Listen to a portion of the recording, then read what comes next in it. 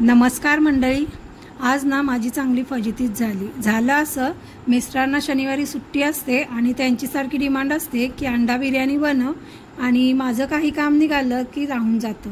म्हणून आज ठरवलं की त्यांना सरप्राईज द्यायचं. हेही मी अचानक ठरवलं, आधी काही तयारी केली नव्हती, पण म्हटलं की आहे त्या साहित्यात करायची आणि मी तयारीला लागले. माझी काय फजिती झाली हे तुम्हाला मी पुढे जाऊन सांगणारच आहे. त्या अगोदर बिर्याणी कशी केली ते पाहूया.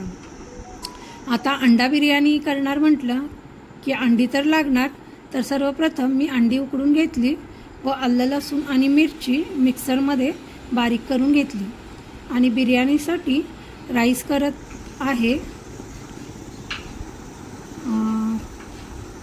त्यासाठी मी तांदूळ भिजत ठेवले 10 मिनिटासाठी. कांदा टोमॅटो चिरून घेतला आणि पाणी गरम झाल्यानंतर त्यामध्ये मी खडे मसाले घातले व आता थोडं मीठ आणि तेलसुद्धा घालणार आहे, कारण तांदूळ भात एकमेकाला चिटकायला नकोत, म्हणून थोडं तेलसुद्धा घालणार आहे. आणि त्यानंतर मी भिजवलेले तांदूळ घातले. आता मी दुसऱ्या गॅसवर तेल तापत ठेवले, तर कांदा फ्राय करून घेणार आहे. कांदा चांगला फ्राय झाल्यानंतर त्याच तेलात मी काजूसुद्धा फ्राय करून घेणार आहे.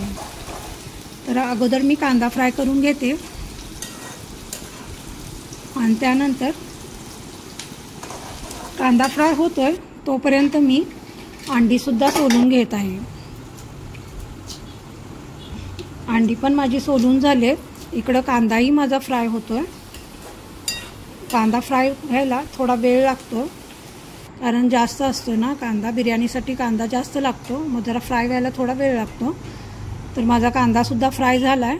त्याच तेलात मी आता काजू पण थोडे तळून घेणार आहे. त्यानंतर त्याच तेलामध्ये मी अंड्यासाठी ग्रेव्ही तयार करणार आहे.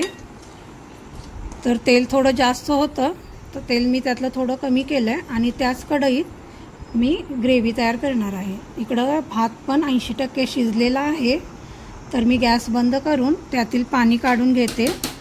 कांदा फ्राय केलेल्या तेलामध्ये मी अंड्याची ग्रेव्ही करणार आहे. त्यासाठी मी जिरे, बारीक चिरलेला कांदा घातला व जरा परतून घेतला.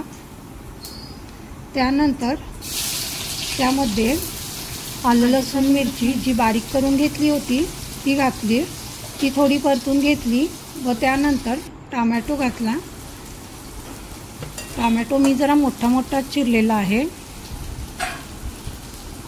टोमॅटो घातल्यानंतर थोडं झाकण ठेवून शिजवून घेणार आहे. कांदा पटकन भाजण्यासाठी मी त्यामध्ये थोडंसं मीठ घातलं आहे. बिर्याणीची क्वांटिटी जरा जास्त असल्यामुळे कांदा भाजायला वेळ लागतो.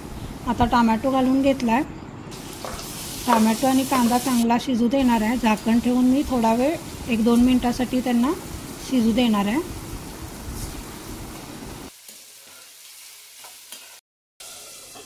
बारीक गॅसवर मी शिजत ठेवलं आहे. आता त्यामध्ये पावडर मसाले घालणार आहे.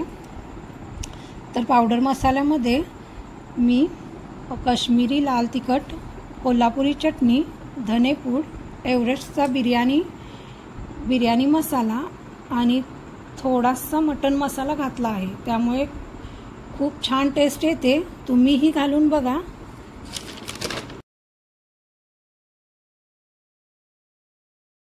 नंतर मसाले थोडे परतून घेतले आणि मग हिरवी मिरची घातली आणि थोडं पाणी घालून झाकून ठेवणार आहे. मसाले चांगले तेल सुटेस तोपर्यंत शिजू देणार आहे. झाकण ठेवून मी मसाले शिजायला ठेवणार आहे. वरून मी थोडी हिरवी मिरची पण घातली आहे. तुम्हाला आवडत असेल तर घाला, नाहीतर नाही घातली तरीही चालेल. त्यानंतर अंडी मी अखंड न घालता चिरून घातली आहेत, कारण अखंड अंडी घातली की त्यात मसाला चांगल्या पद्धतीने लागत नाही. चिरून घातली की छान लागतो. तुम्हीही अशा माझ्या पद्धतीने बिर्याणी करून बघा आणि मला कमेंटद्वारे कळवा की कशी झाली होती. शेवटी मी त्यामध्ये कसुरी मेथी घालणार आहे आणि 2 मिनिटासाठी परत मी झाकण ठेवून शिजवणार आहे। बघू शकताय तुम्ही कशा पद्धतीने आपली ग्रेव्ही तयार झाली आहे। इकडे मी भांड्यात थोडंसं तेल आणि तूप घातलंय आणि बटाट्याचे काप करून मी तळाला घातले आहेत, जेणेकरून आपली बिर्याणी खाली लागायला नको, छान पद्धतीने वाफू दे, म्हणून मी अशा पद्धतीने बिर्याणीला खाली बटाट्याचे काप ठेवले आहेत। आणि त्यानंतर मी राईसचा एक थर दिला आहे आणि अंड्याच्या ग्रेव्हीचा एक, असे 2 थर मी त्यात दिलेले आहेत। निम्मी ग्रेव्ही मी पहिल्या खाली थरात घातली आहे। त्यानंतर थोडासा कांदा तळलेला, काजू आणि कोथिंबीर अशा पद्धतीने मी थर तयार केलेला आहे। त्यानंतर त्याच्यावर परत मी राईस घातला आणि राहिलेली ग्रेव्ही असे 2 थर मी बिर्याणीला दिलेले आहेत, बघू शकताय तुम्ही। आणि हानी पण बिर्याणी बघायला किचनमध्ये येऊन बसलेली आहे। मी किचनमध्ये असले की तिचंही काम असते किचनमध्येच, तिला बघायचं असते की मी काय काय करते। वरून थोडंसं तूप घातलंय कारण बिर्याणीला छान मस्त सुगंध येतो तुपामुळे। परत चिरलेला तळलेला कांदा, काजू आणि कोथिंबीर हे सगळं घालून मी झाकण ठेवून मी तवा ठेवलेला आहे गॅसवर। तव्यावर मी हे सगळं दम देण्यासाठी ठेवणार आहे। बघू शकता तुम्ही कशा पद्धतीनं मी सगळं केलेलं आहे।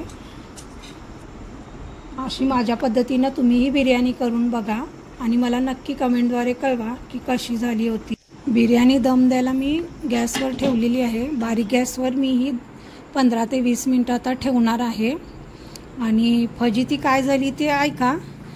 नेमके त्यांचं आज बाहेर काम निघालं, ते सकाळी घरातून गेले होते बाहेर जेवायला दुपारी येणार म्हणून सांगून, आणि त्यांना यायलाच मिळालं नाही, ते बाहेरगावी गेले अचानक आणि त्यांनी बिर्याणी त्यांना खायलाच मिळाली नाही। आणि किचन कट्ट्याची अवस्था तुम्ही माझी बघितली होता बिर्याणी केल्यावर, आणि त्यानंतर मी सगळी आवरलेली। आता इथं माझी बिर्याणी तयार झाली आहे, बघू शकताय कशी झाली आहे। आवडली तर लाईक करा, शेअर करा आणि माझ्या चॅनलला सबस्क्राईब करा। शेवटी बिर्याणी मीच खाल्ली आणि बिर्याणी अतिशय स्वादिष्ट झाली होती, मस्त झाली होती। तुम्हीही करून बघा।